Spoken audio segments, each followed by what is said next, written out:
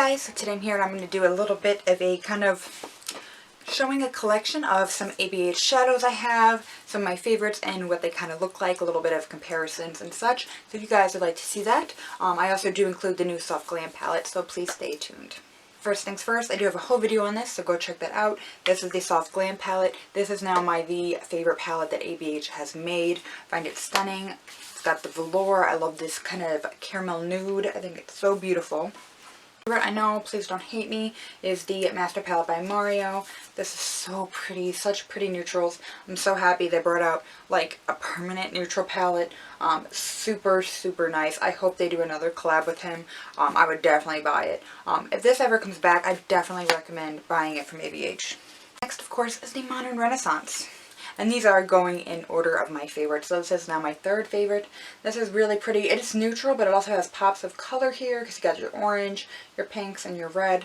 But again, it's still neutral. I absolutely love this palette. I think it's great. Mine's absolutely wrecked on. It's one of my favorite palettes. And this is the palette that started it all for me for wanting more ABH palettes. So I got this one first and then my Master Palette by Mario. And then we have the Subculture palette. Love it or hate it, all depends on you. This is what it looks like here. It has beautiful, beautiful shades. I have several videos on this up, so I won't stay in here too long. I actually like mine. Sorry, but I really like mine. I like going for more of the green looks, and I like to bring in these mustard shades here. Those are my favorite to do. I just really like the way that comes out, so that is what I like to use this for. And then this one is the Prism palette.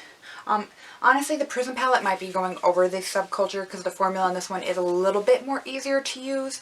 I don't have too hard of a time with Subculture. I can get it to work. It's just a little bit longer of a process. It's like I'm going for a more bolder look. I will go for this because it's so pigmented. The Prism, though, he is getting up there where he is starting. I think my Subculture might be my low guy, and this guy might be 4. So right now, I'm actually going to say these two are tied. I've used this one about 10 times. I want to use it a few more times, and then I'm going to go back and talk about more palettes that I hauled for Christmas and really talk about it. Because I did get so many, it was hard to kind of be like, oh, this one and give a review. Because it's like, I can't give a full standout review that easily. I have to keep using them. I do love a lot of the shades in here. The only thing is I remember trying to use Osiris and it just doesn't pick up as vibrant of that purple. You do have to wet a lot of these metallics to really get them to pop. So I will recommend that. Sphere does take and lose some of its kind of like burst in your face. It loses that pop. It is a neon. Those are really hard to make and I get that, so I'm not going to bust on them too hard for that. And this black is a really nice black. It is so black. Definitely some similar shades though. I touched on this in a video, I think, but we'll touch on it again. Like, Roxy's pretty similar to Eden. Dawn's pretty similar to Utility. Adorn's kind of like, it's kind of similar between Eternal and Sphinx. It's like the mix of those two. Fudge and Parallel really aren't that far apart. You know, other than that, though, I think, pretty sure they're pretty different other than that. They do have some similarities, though. But right now I think we're going, these are about tied. I think this guy might end up going over this guy. Just because I kind of like how it's got, like these shades, I kind of like how Eden performs better than Roxy. Just because it doesn't oxidize. Like this does oxidize a little bit on me, where this one doesn't. But I do really like Eden and I really like Saturn. So that is that. Just wanted to give you guys a quick palette update. This is kind of a random video.